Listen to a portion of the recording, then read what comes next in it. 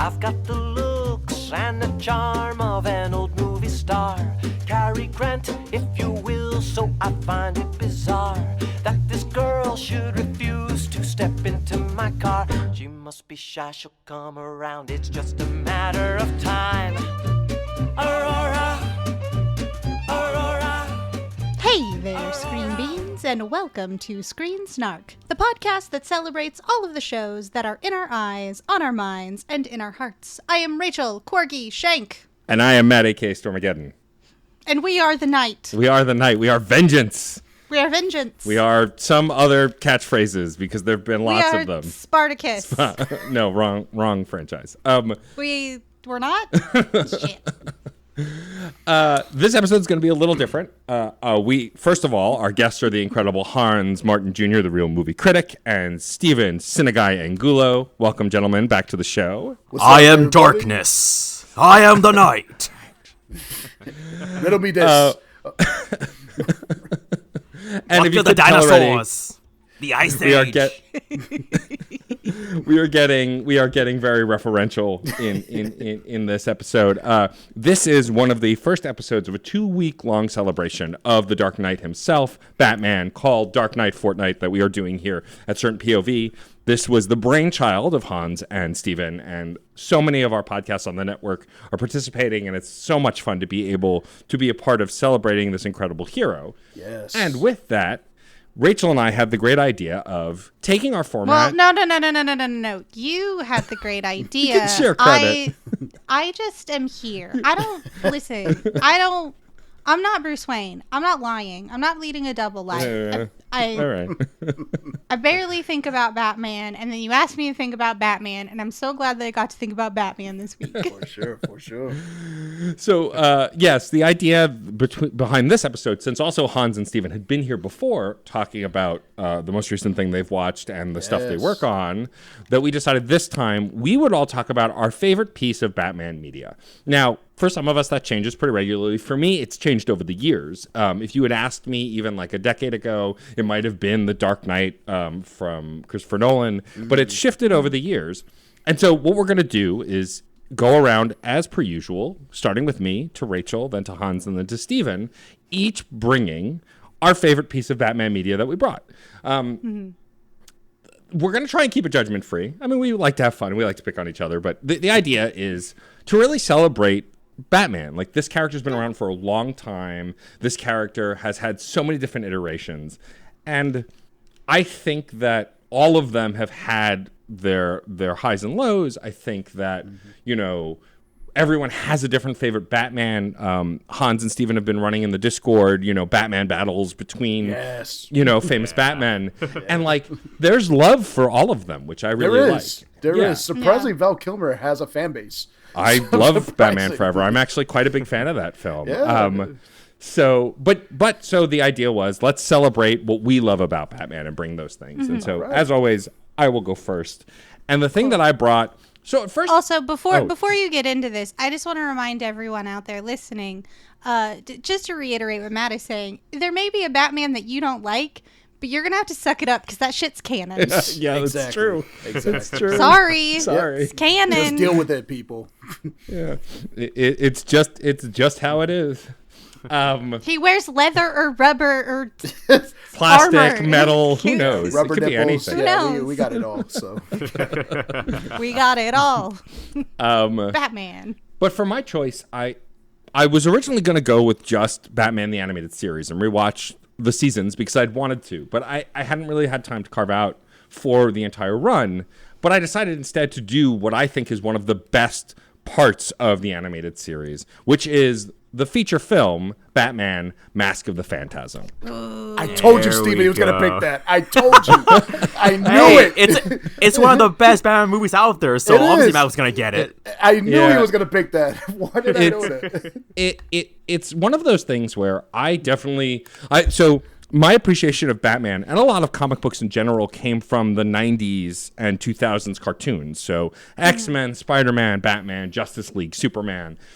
And I know I read and watched Batman before that, but it wasn't until Kevin Conroy's Batman I would say arguably one of the most iconic versions of Batman that got me really into the character. And Mask of Phantasm is one of those movies that, like, going back and watching it, I forgot how big a deal this was. There were cartoon movies all over the place, but a lot of them were Disney and like very kids animation. And this was like Batman the Animated Series was for kids and adults. And this is one of those movies, though, that really felt like it was for the more adult Batman fans at the time, even though it was a cartoon. And also what I like about this film is that it takes Batman's origin, but it doesn't focus on his parents' death or him becoming Batman. It focuses on the early years, the year one stuff, if you will, but like showing what Batman would be like if he were happy and if he had this life other than brooding crime fighter. It's all about his love of Andrea Beaumont and how young Bruce Wayne develops alongside this wanting to be in love and get married. And like, I love the structure of it. When I rewatched it today, and I hadn't seen it in probably 6 or 7 years, I'd forgotten not only how good the voice cast is, because it's always been good, but the music is incredible, the structure, the writing, even I think this was a fixture of the 90s. TV animation versus big screen animation always were a little different. They always had a few like minor CG shots, some really impressive more frames. More frames, to be sure. For sure. And like bigger, because they had the bigger budget, they could do more. And you can definitely see it in this.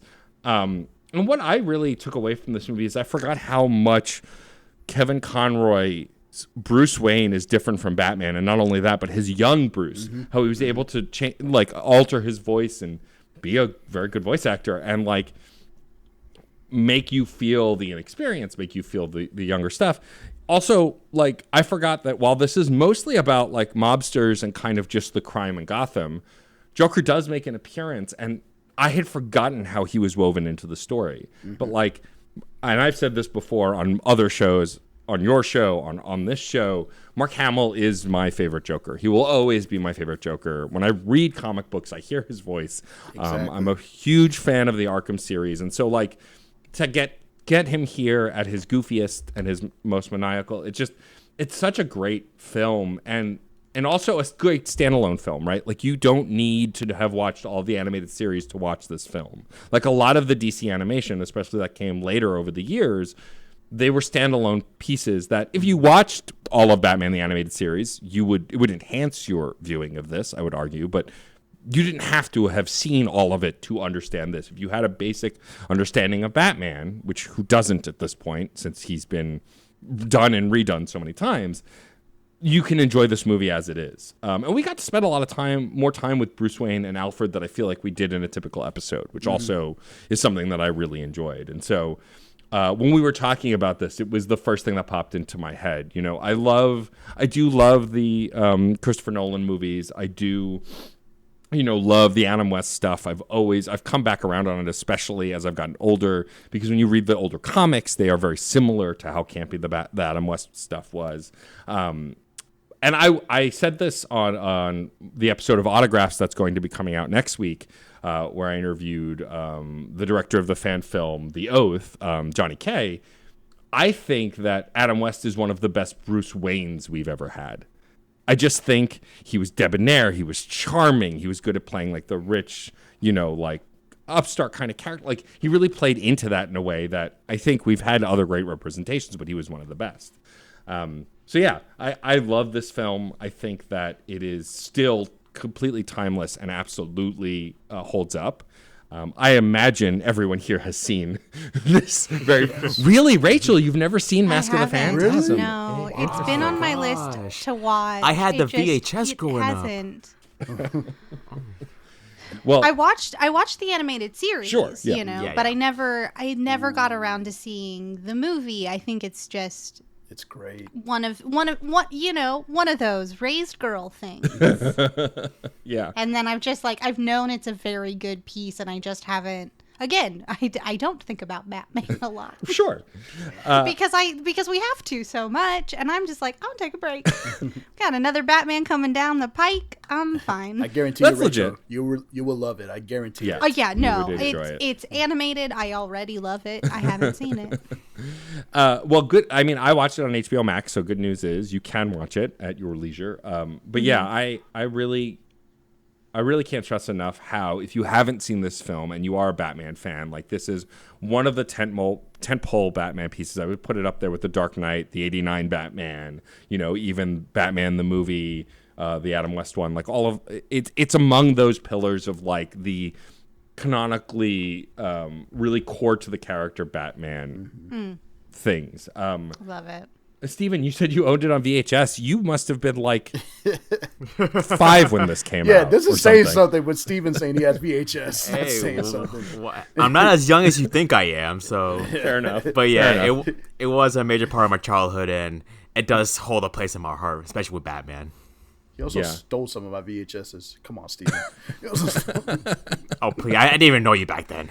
But yeah, I really I'm glad I rewatched it. I think that the Phantasm is also one of the cooler like Batman stories because it's Batman being framed for murder, and it's one of the first time I, as a kid, was very much made aware of the Batman does not kill people rule, which in most media still holds up as true in fact. The good ones, anyway. Snack Snyder. No. but Oh, Snack Cider. Don't go there, Hans. Please, not on this show. That Batman killed so many people, all right? Well, better than Brunch and I Don't Not from Joss Whedon. Okay. We're not going there. But Martha! Yeah, she said it. All right.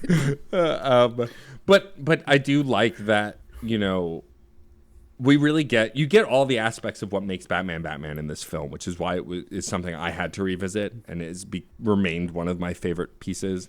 I think also some of the best video games at that time, since Batman has been hit or miss in video games, were the animated series games, stuff based on that, the beat 'em ups and the like. And so, like, again, Kevin Conroy canonically is my Batman. He will always be in the same way that, like I said earlier, Mark Hamill will always be my Joker.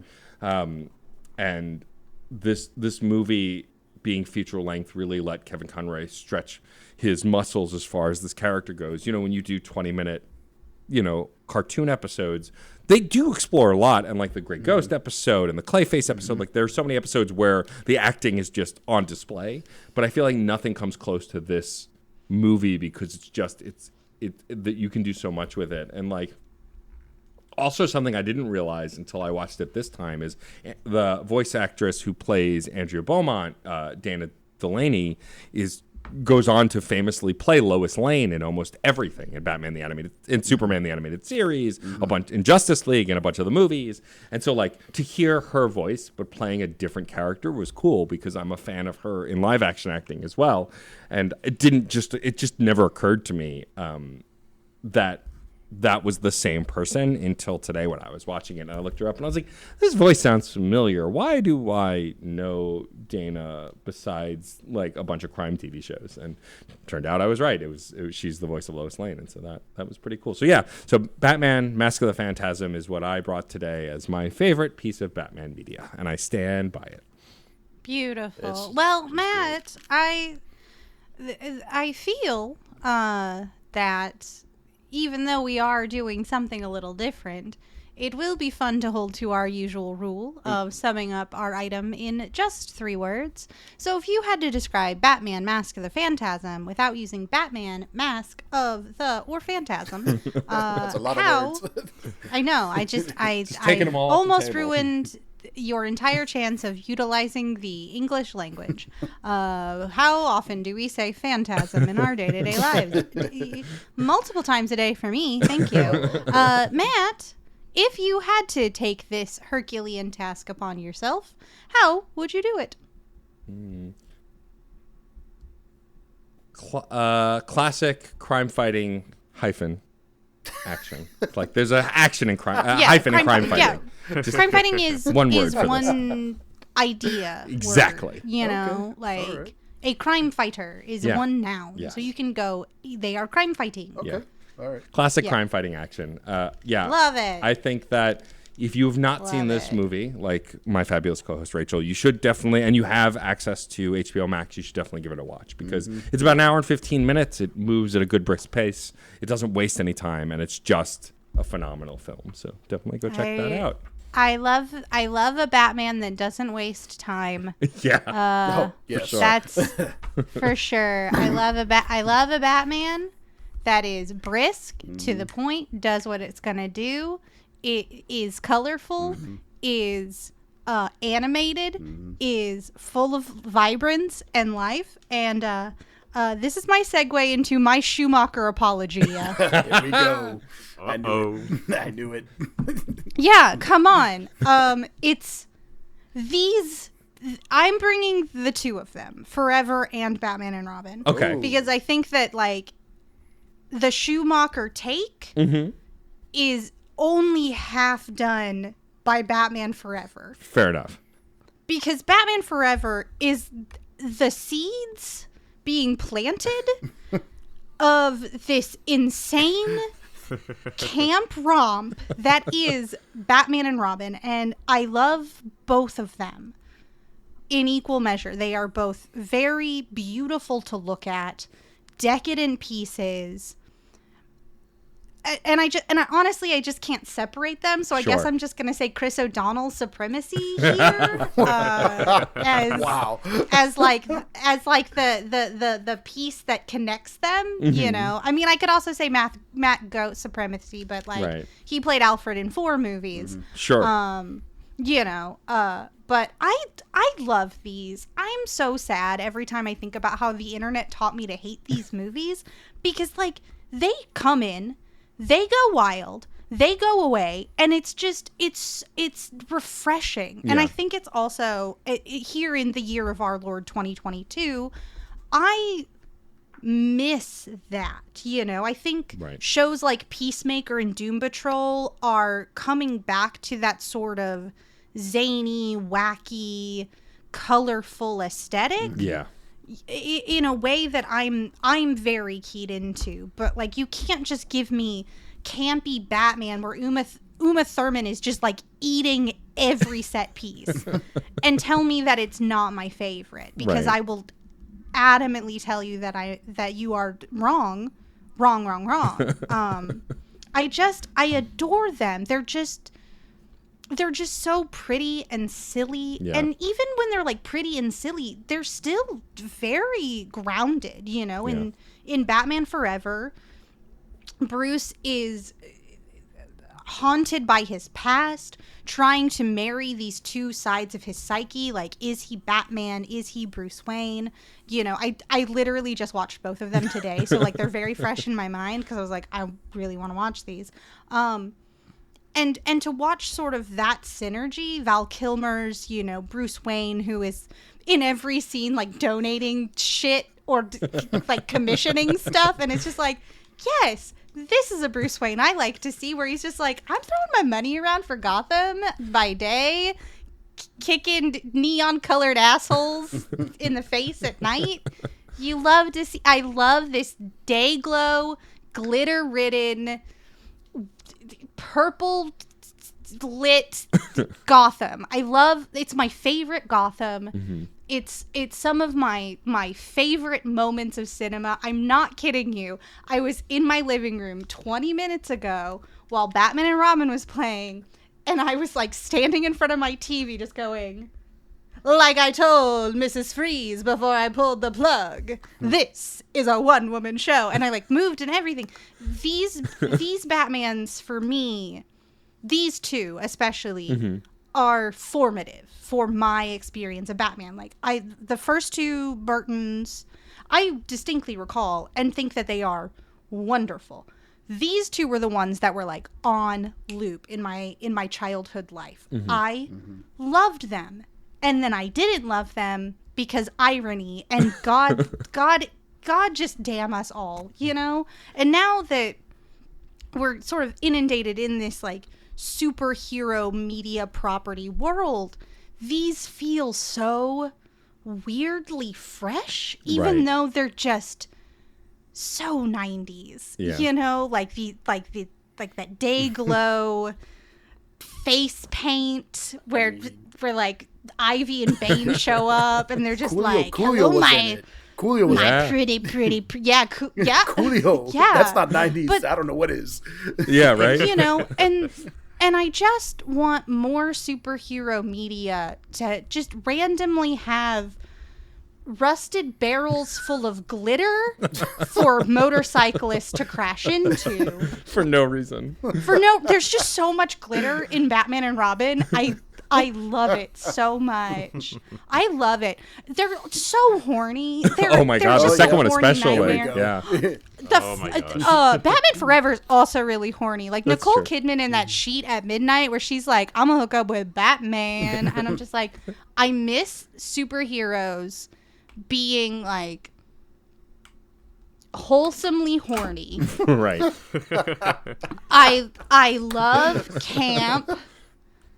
I cannot get enough of Tommy Lee Jones as Two-Face just making these wild guttural noises almost all of the time while off screen telling Jim Carrey that he can't sanction Jim's buffoonery. And I'm just like, have you looked in the mirror, bud? Have you checked this out? Exactly. Like, do you know what you're doing? Like, you go at me, and me.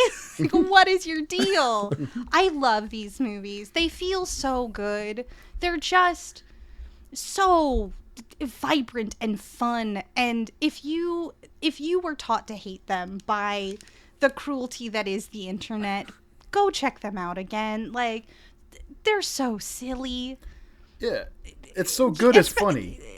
Yeah. And just everyone is having such a good time in their scenes, even if they aren't having a good time off screen. Like, at the very least, this was an environment where these actors made choices, and those choices were given license to exist. You know, I don't think any other Harvey Two-Face is gonna have two girlfriends For each one side. one for each side, and they made him two dinners, and he's always drinking two beverages. You know, it's so silly, and I know that like he's supposed to be this dark knight and stuff, but at the end of the day, I think the more grounded in realism Batman gets, the harder it is to parse him as an entity.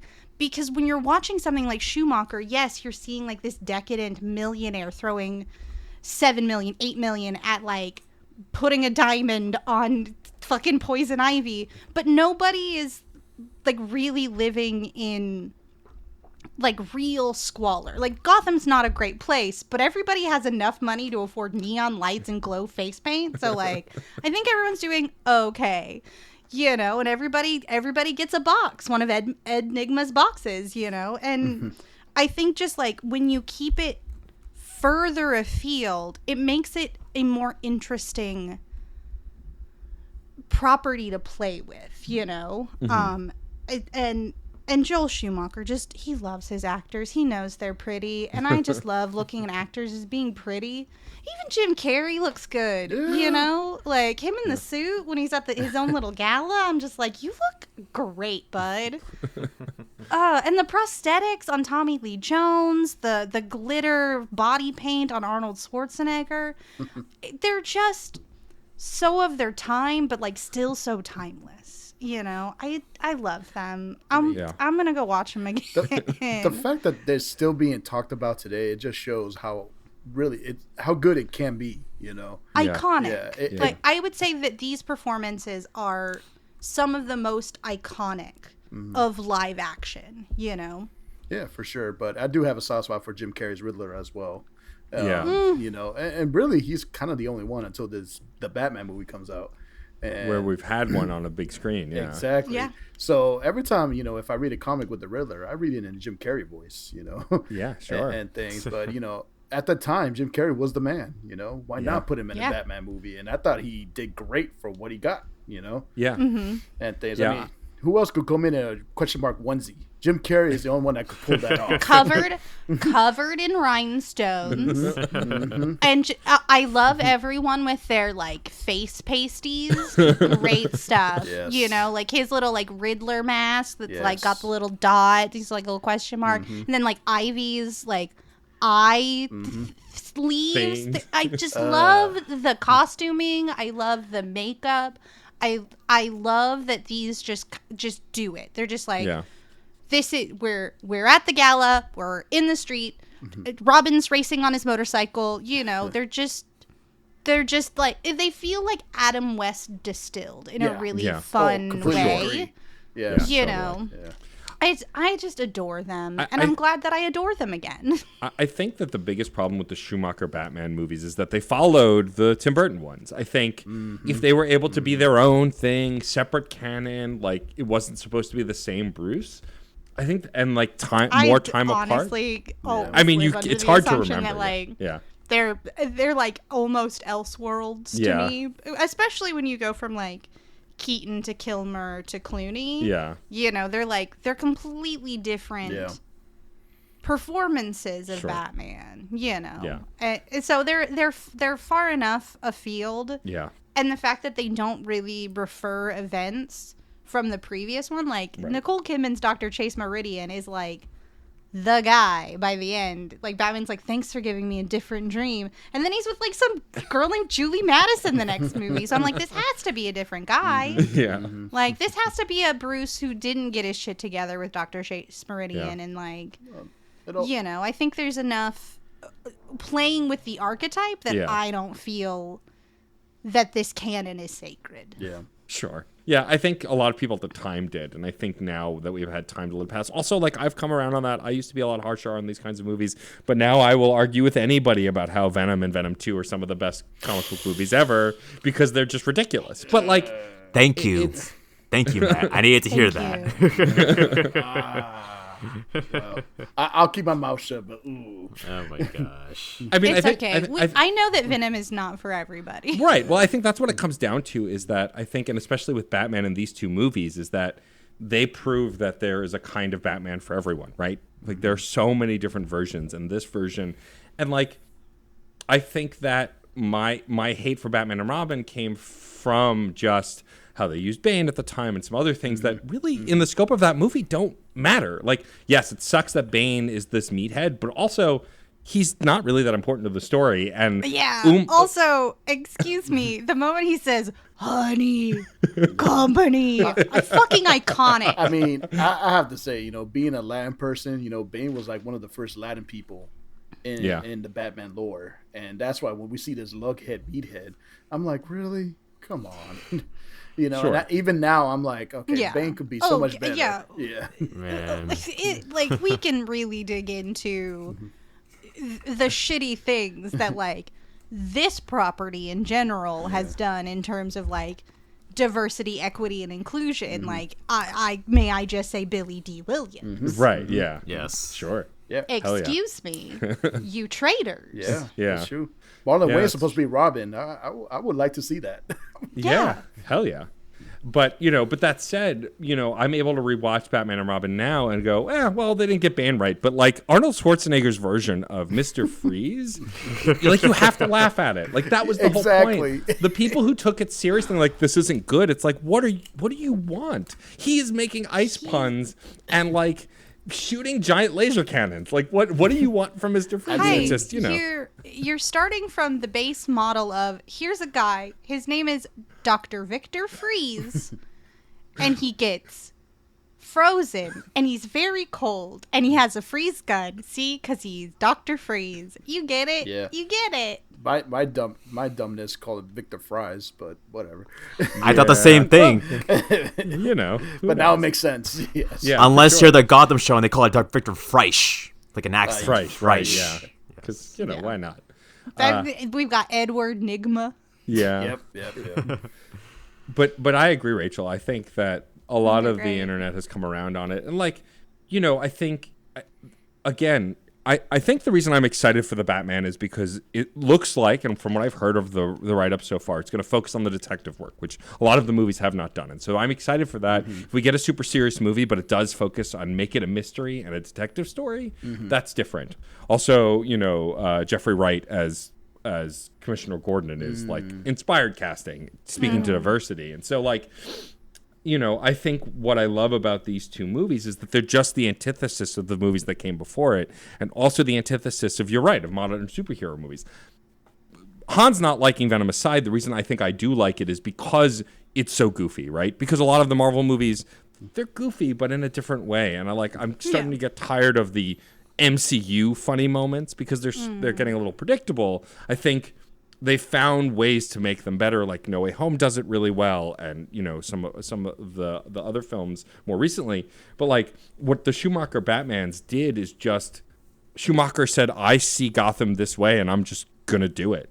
And some of that stuff has lived on. Some of it was also studio influence. Sure. They did want to take Batman into a lighter direction for the sequels. That was a disagreement between the studio and Burton. You know, so this wasn't completely all Joel Schumacher's doing. Yeah.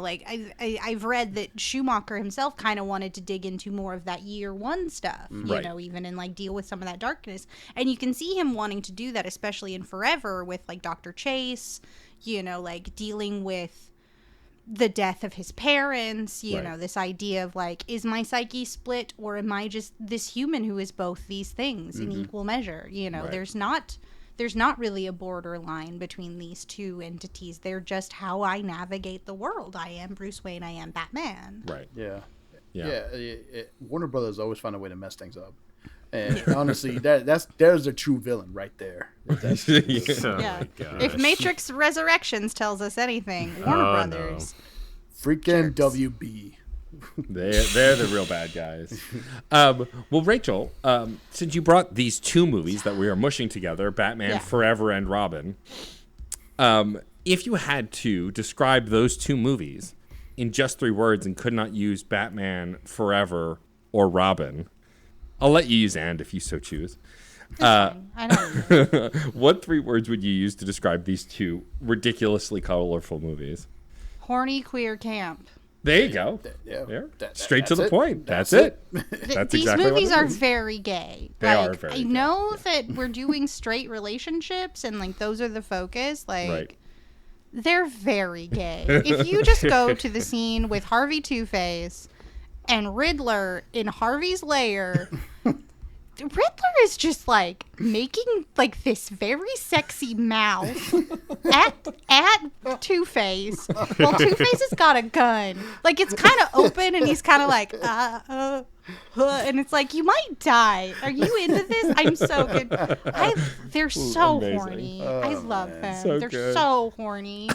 They are. But they're not offensively horny. They're just hey, humans, we're horny. It's fine.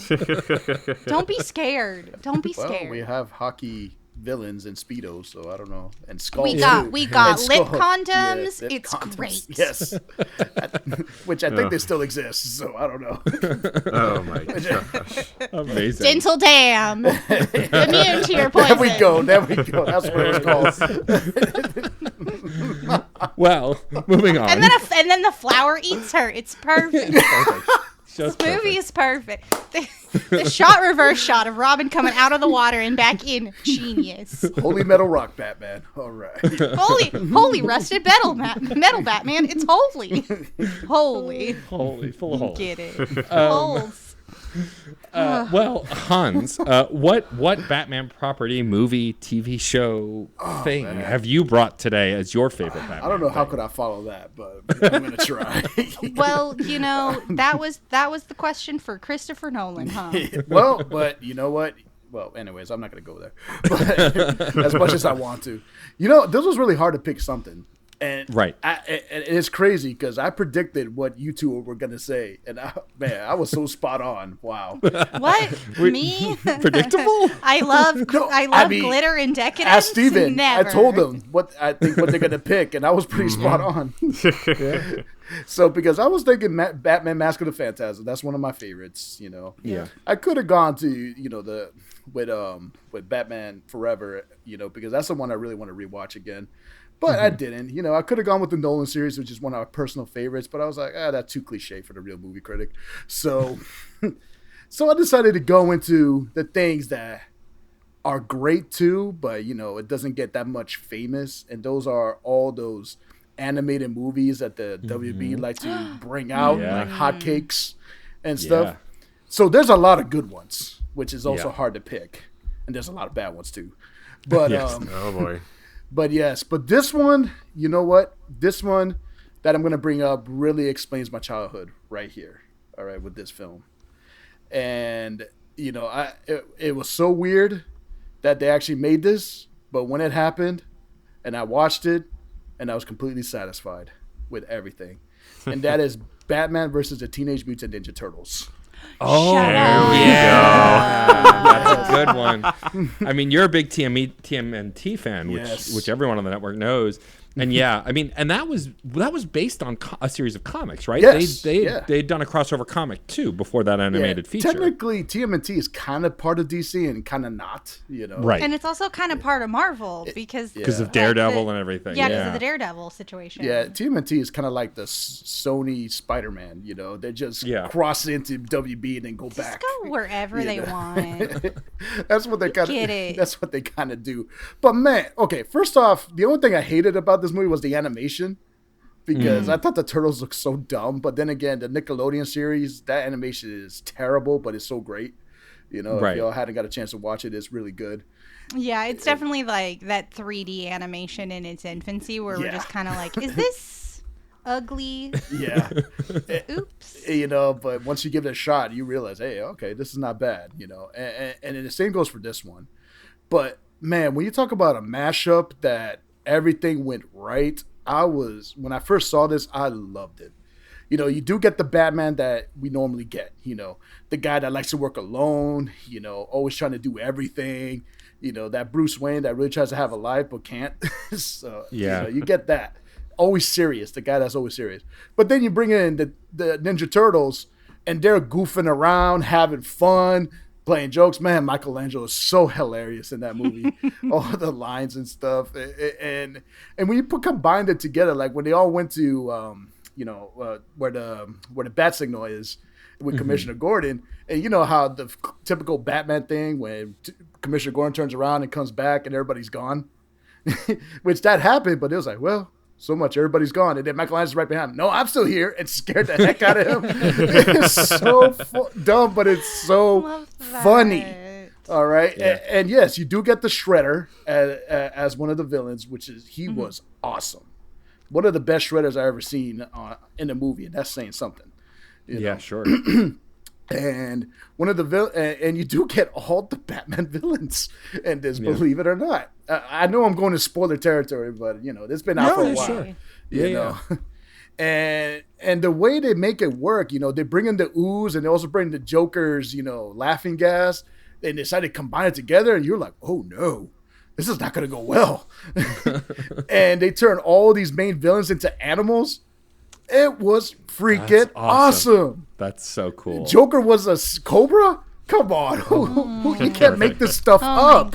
Gosh, I love the idea of all of Batman's rogues galleries just turning into Bebop and Rocksteady. Are you kidding me? It was so awesome. And even Batman had a shot turning into a bat, which is freaking awesome. Hell yeah. So he's Man-Bat now? Kind of. He was like a man Batman. Hey. Batman. There we go. Yes. And the Turtles have to save it, And you get the personality of Batman once again when the Turtles save his life, but really it was the Turtles' fault to begin with. And, Batman saying, no, you guys got to leave. I'm doing this myself. And it took Raphael to really convince him. I was like, that is something Raphael would do. Yeah. And it's awesome. He changed Batman's mind. Yeah. Nobody does that. Even Alfred can't really try, Yeah. And yeah, man, the fighting scenes were awesome, especially the fights between Shredder and Batman, especially the first one. Great fights, And Ra's al Ghul is one of the main villains in this, and my favorite part is when they actually meet the Joker. Shredder meets the Joker for the first time, and the Joker's being the Joker, and then in the end, you just hear Shredder, this guy's an idiot. And I was like, yes, finally we get somebody who doesn't know about this and say something truthful, It's just, it's just a watch where when you understand both franchises and see it together, you're like, it really opens your eyes on both sides. It really does. The only thing that was missing was Master Splinter. That was it. Oh, What? wasn't No there. Splinter? No Splinter. Boo. Steven, you need to watch this movie. It would have been a great like Alfred meeting Splinter. That would have been like two like wise senseis combining together. That would have been awesome. Apparently, Gotham City is not New York, so the Turtles had bring the father figures together. Yes. Right. Exactly. But apparently, the Turtles had the road trip to Gotham City, so who knows where the heck Gotham City is, according to this. I know, yeah. We always think like the Gotham City and Metropolis are both supposed to be New York and sort of Chicago, yet they're in neither place. Yes. But yeah, no, I'd been wanting to see that for a while, so I'm glad to hear that it's very good. What I love about crossovers like that is they're meant to be a little bit fan servicey, right? Like that's the whole point. But also it sounds like they really combine the lore of these two worlds, and I think that's awesome. And as you talked about it, Hans, like there's a lot more crossover than I would have thought. You know, like talking about Raphael is very much a Batman type, and in other movies has been a vigilante. You know, in other TV series, and so like greatest to speech hear ever. that they Greatest had speech these ever. interactions is pretty cool. Yeah, if you haven't watched it, do yourself a favor and watch it. If you're a fan of both franchises, you have to watch this. It really is a good time when I watched it. And I saw it again just recently because I just had to. And I was just laughing, having a good time. And it's, you know, I just shake my hand and I was like, wow, they actually done this. There's something that does happen. Now, if they put it on a film, then I'm gonna go berserk. Yeah, a live action one would be really interesting. Yeah, I would kind of really love to see that, especially now that it seems like DC is siloing their movies and mostly doing separate things. So we'll see. But so Hans, if you had to describe Batman versus the Teenage Mutant Ninja Turtles, Or is it meets or versus? meets? Is it meets or No, versus? it's versus. the title? Versus. It is Versus, versus. okay. I thought so. Yeah. Aha. Without using the word Batman or the words Teenage Mutant Ninja or Turtle to describe this in just 3 words, what 3 words would you use to describe this film? Childhood mashup. Nice. Love that. Childhood mashup. Mashup, another hyphenated word. I want to ask. You know, I know you're taking notes. Excellent. Awesome. I'm definitely going to go check it out. I remember when it was coming out, and like, I mean, Hans knows I'm a big TMNT fan too. And so like, you know, these are two, like I said before, these are two franchises you wouldn't think have a lot of crossover. So it's good to hear that it actually was done really well. You just got to get used to the animation. That's all I got to tell you. So. And things. Well, what was that, Hans? I was just saying, you got to get used to the animation, and once you do, it's a freaking good time, man. That's all I gotta say. So amazing. Nice.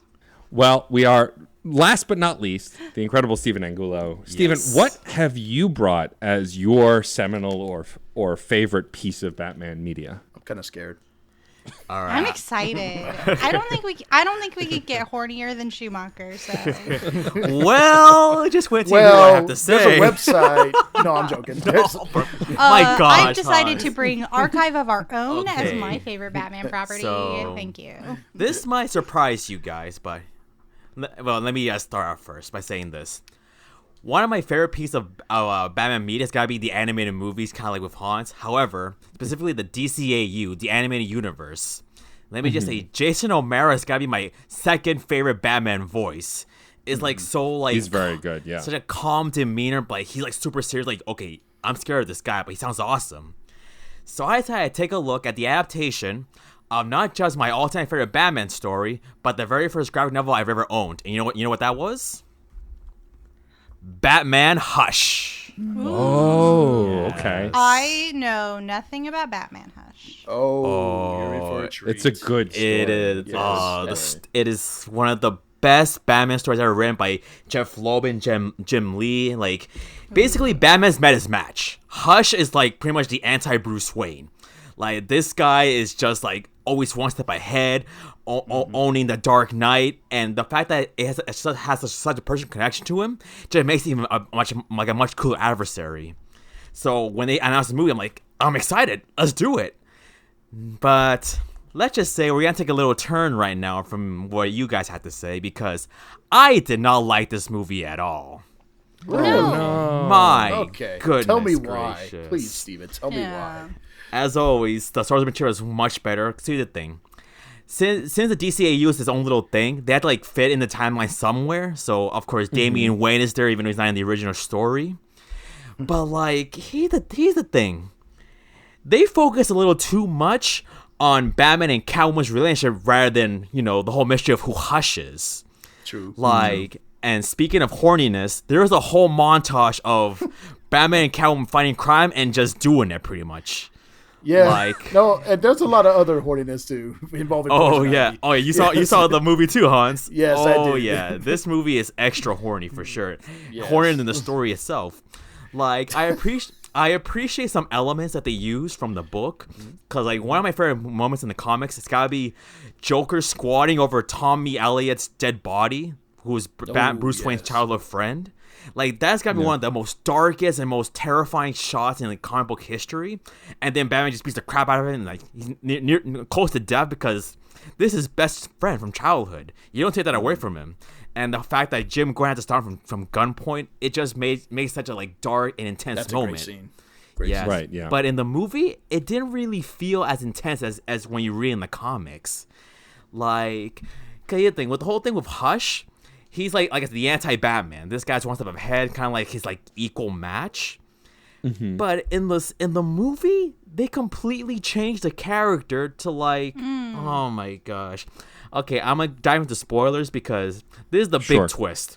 So we all know Hush is Tommy Elliott, Bruce Wayne's plastic surgeon friend, who's kind of like, trying to get revenge on him because, I call him the anti-Bruce Wayne because, Bruce, your dad saved my parents. Well, actually, he didn't save one parent. One died. And Bruce like, oh, I'm sorry. I wish I could curse him. No, I want him to die. I want my inheritance. Oh. So Hush is like the product of wanting his parents to die, while Batman's a product of not wanting his parents to die.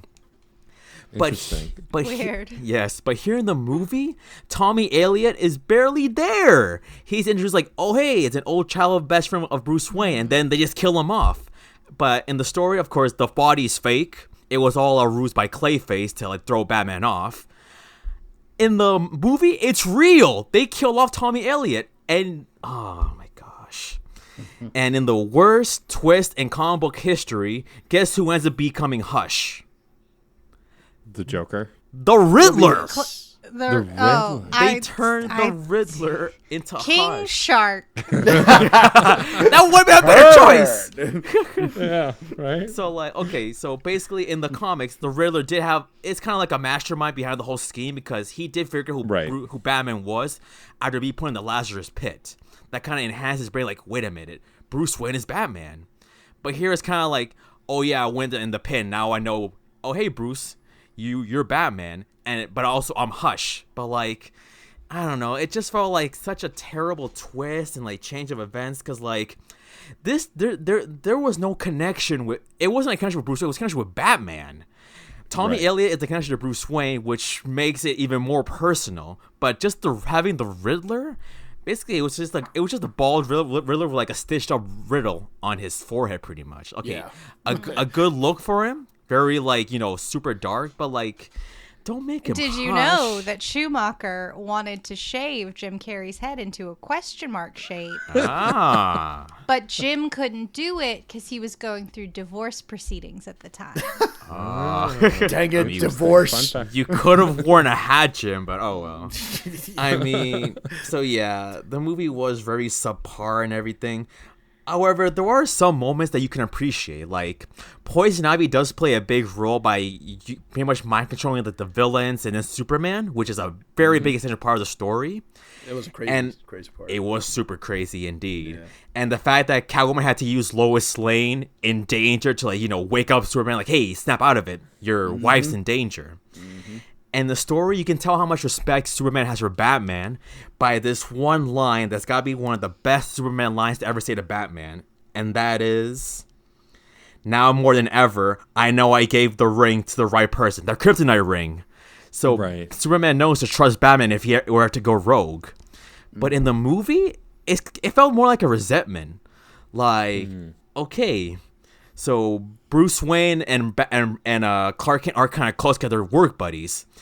In the comic book, they felt like actual friends. Like, hey, I respect you. I'm glad you're always there for me. They become like best friends Yeah. in the comics Exactly. and in most other media. Yeah, It's what makes like stuff like Injustice especially heartbreaking because you're just like, you were my friend and like your ideology has taken you so far away from me. Exactly. Yeah. But in the movie, it's kind of like after they saved the day, Superman's like, okay, you guys are done. Now leave.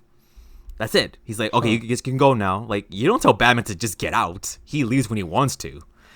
So it just felt like a terrible representation of the relationship right there.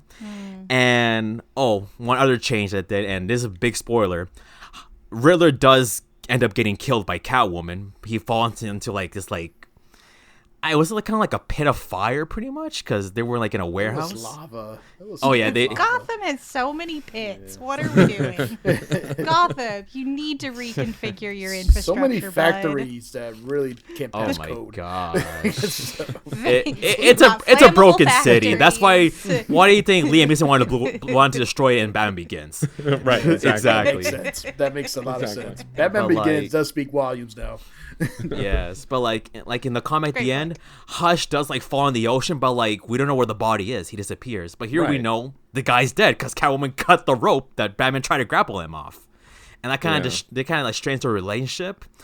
But I don't know. In the end, this story just feels way too big for like a quick animated movie to just throw into this timeline. What were you gonna But say, I Hans? do like the different ideologies between Batman and Catwoman. I do like that. It got to a point where both of them had a good understanding of each other, especially Catwoman. And Catwoman's making a lot of changes for Batman, you know. And I kind of like at the end how she says, "I do a lot of changes just for you to make this relationship work, but you can't do the same for me." And Batman's like, "Nope, because I don't. Everybody deserves a chance," he says. Yes, And that, of course, they broke up after that, after Catwoman learns his identity and everything. So. Indeed. So I thought that was very interesting, you know, seeing that focal point of Batman and Catwoman. And Hi, it is me, a burglar. I am in love with you, a Yeah. billionaire. Oops. This doesn't work out very Yeah, I well mean- at all. so I'm really looking forward to see what the Batman does with this. So Indeed. Yeah. Yeah, I appreciate like the Selena, Kyle, and Bruce relationship and that they took with in the direction they took it with this movie. But like I don't know, if I want to watch a movie about Hush, I want to know more about Hush.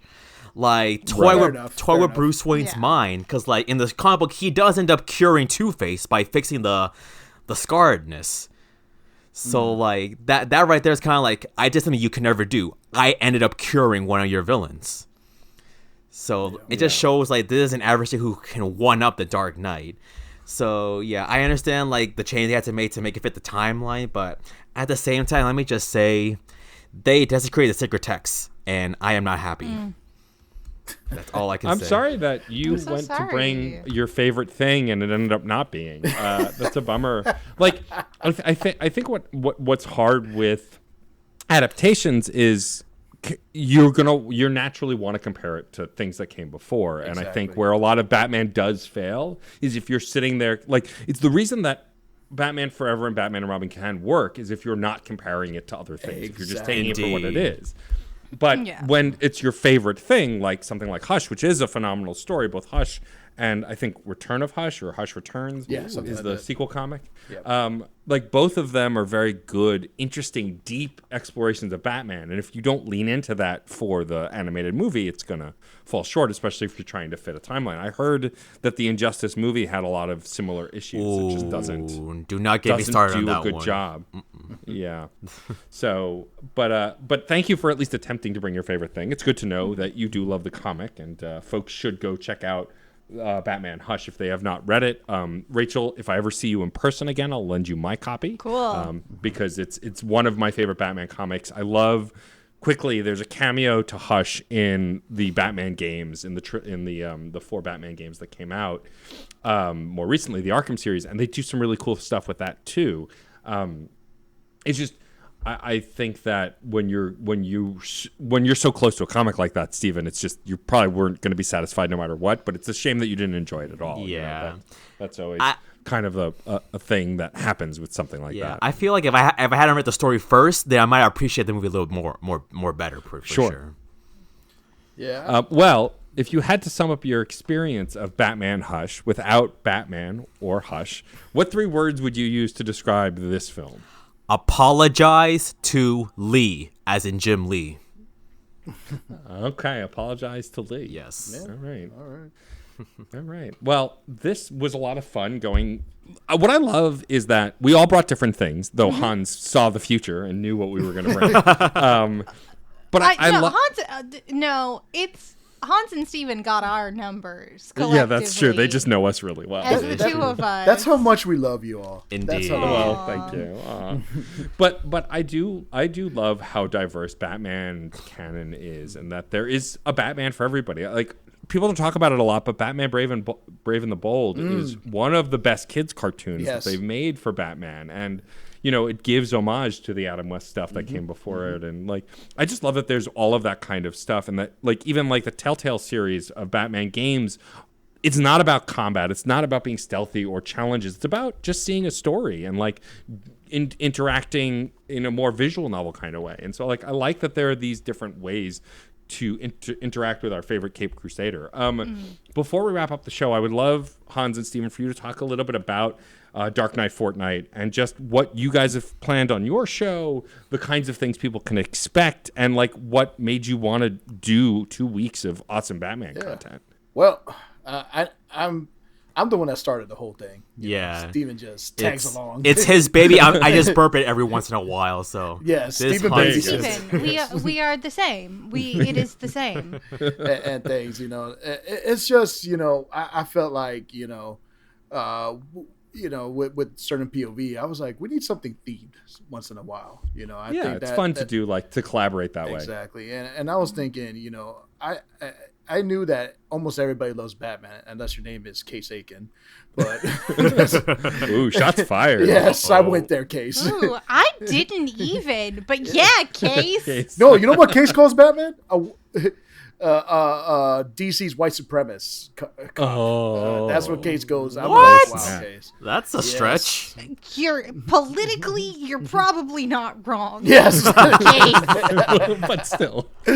But anyway. but also gay as hell. Yeah.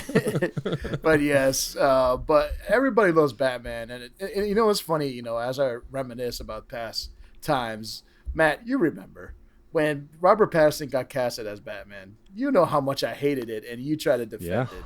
I did. It's true. I fought for that. Yes, you did. Listen, okay, hold on. I'm sorry to interject here, but I just gotta say, I think that Robert Pattinson is weird enough of a dude that he's gonna be a perfect Bruce Wayne. I agree. Because I just don't think we think about Bruce, because we're always just like, oh yeah, Bruce Wayne is the mantle of like the suave billionaire playboy, and it's like, no, this billionaire playboy wants to dress up in rubber and go punch criminals who he could probably just give his money to. Like, I think Pattinson is going to be a stellarly weird Bruce. And I hope I'm sorry. so. My heart exploded at that. yeah.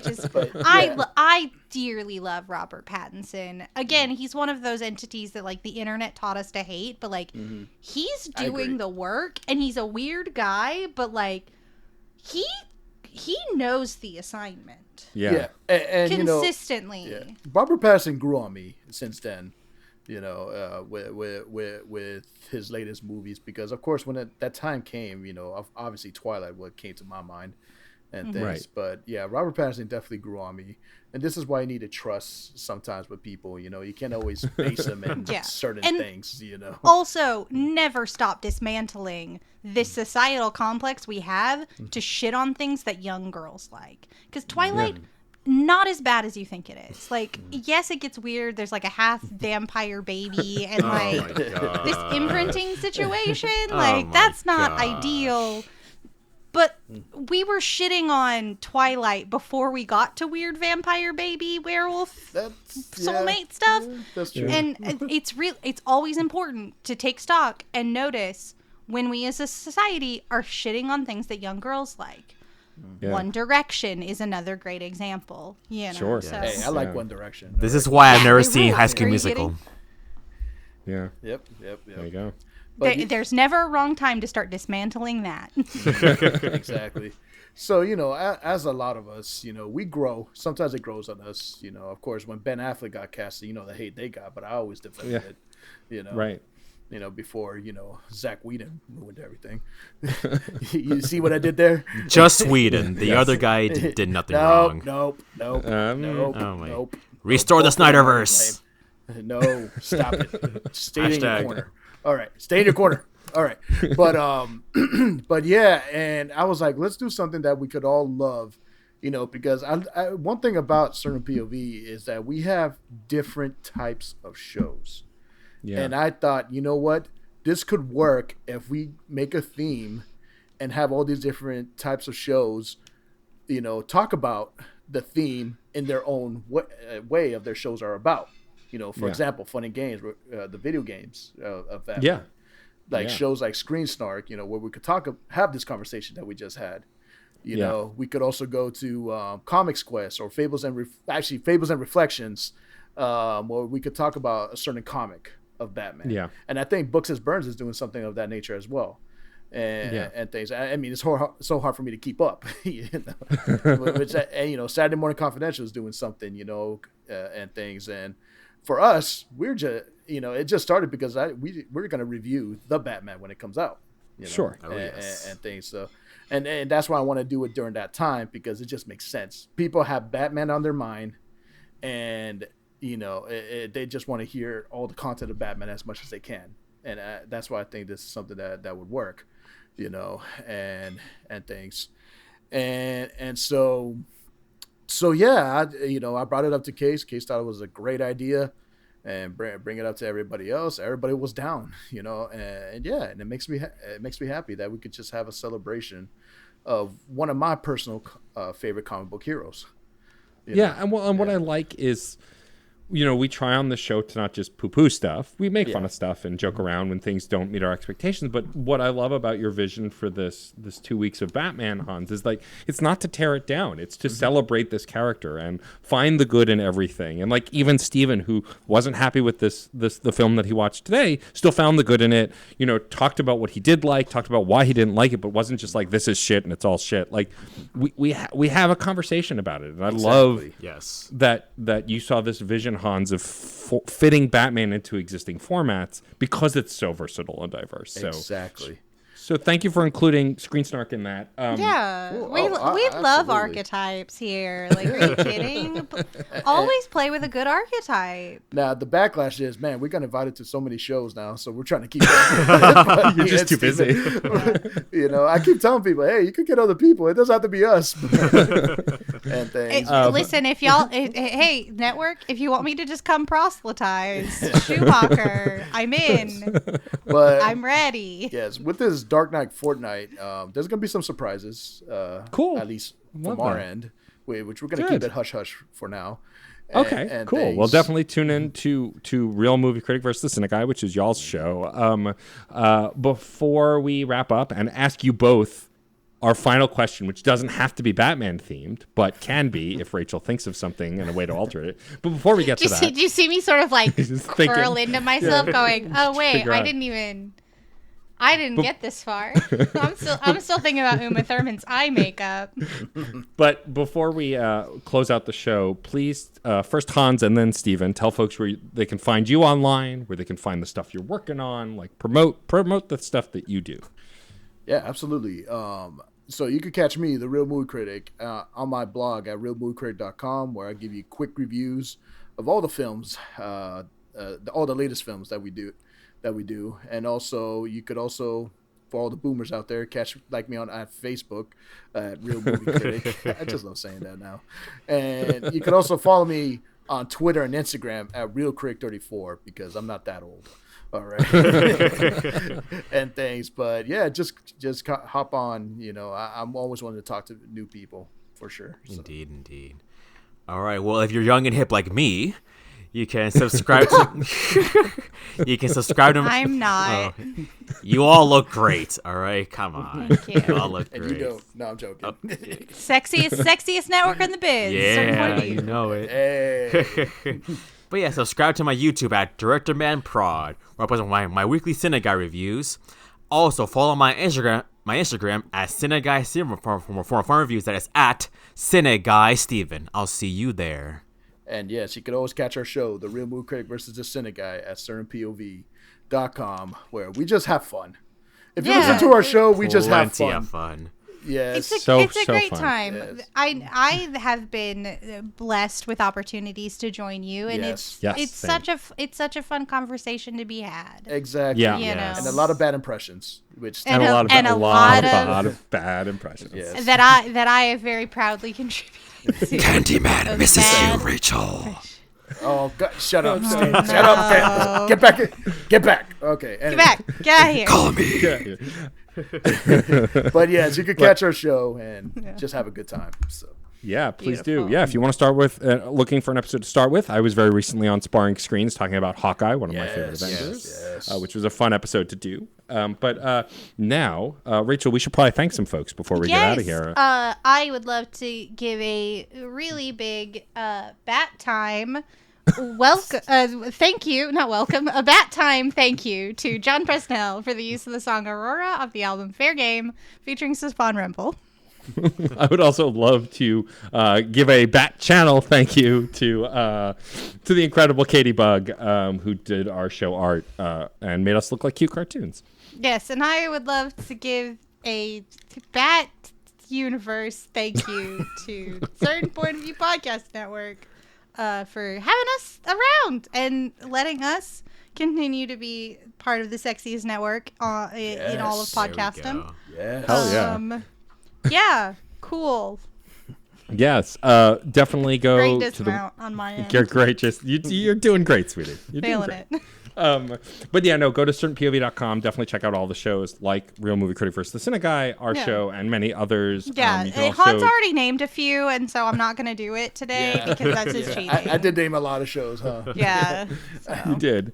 But you can also join our Discord server where we chat about movie spoilers and the latest in comics, TV, video games, and movies. Yeah, and join us for these 2 weeks to talk about everybody's favorite broken boy who wears a bat costume. There you go.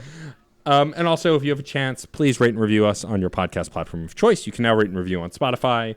You can send us a missive at screen_snark, or you can, of course, email us at screensnarkpod@gmail.com. You can follow me on Twitter at DJ_Stormageddon. And then you can, of course, follow Rachel At I am Rachel Quirky. now places. before there you go, in all the places. But now before we go, we of course have to ask our guests our final question. Rachel, have you thought of a way to ask them our final question in relation to Batman? Of course. Are you kidding? It came to me almost as in a vision.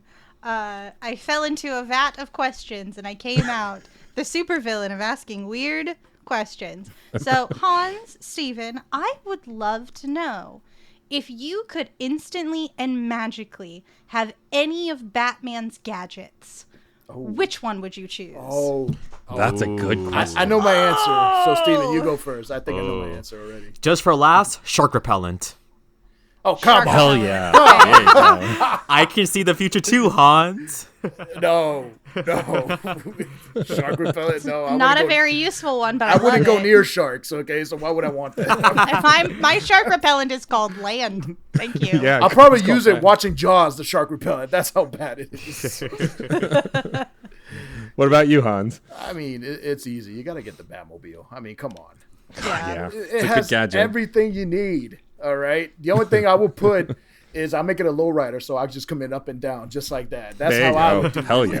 yeah. Stylish. Lower than both of Schumacher's Batmobiles, because you're they're on pretty the low. ground. Well, pretty okay, low. but you got to raise them, just raise them. That's all. Yeah, you make them bounce. Yeah, There you exactly. go. Raise them, turn the wheels so it goes sideways. The best. There you go. There you go. The best.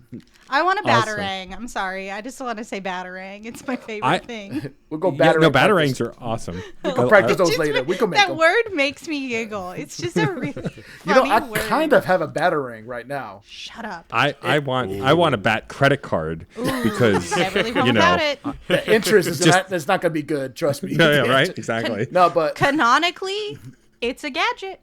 let me. It Thanks, is a gadget Batman and canonically. Robin. But I have a Batman knife that has blades on both sides. Oh, I have that knife too. Oh, you got Yeah, it? it's a little It's switchblade so knife. awesome. Yeah, it's Yeah, very cool. it's Cool awesome. memorabilia. Yeah. Yes. I also have a plastic Batarang that's mounted that came with, I think, the Arkham City Collector's Edition. Oh, okay. I know That what or the you're talking Arkham about. Asylum. So yeah, but well, thank you again both for joining us. It's always a pleasure to have y'all on the show. Yeah, Come thanks back for having anytime. us. By the way, are we in a specific club to come in twice on Screen Snark? Yes. There is a specific club. There are only a few repeat guests, and you Look are at on that, that Steven. list now. We're exclusive. Let's go. It's about time, Hans. What an Yes, honor. we made it. We made it. And as always, I of course want to round out the show by thanking my lovely and talented, pink-haired siren of a co-host, the incredible Rachel Quirky Shank. And I would like to thank my horny queer camp co-host, It works. Matt, It aka applies. Stormageddon. Perfect. Doesn't get any more perfect than that. You may have to retire the bit. Like, that's just the most accurate it's been. Never retiring the never. bit. It You're never only, retiring the bit. honestly, it only gets retired if I bring a really bad movie that I hate and I say mean things about it. That's fair. Which Okay, is not fair enough. likely because Not likely. I find joy in bad movies. So It's true. And of course, we want to thank all of our incredible listeners. Thank you for being here. Thank you for joining us on this incredible Bat adventure. And we will see you at the movies or on a couch somewhere. Bye-bye.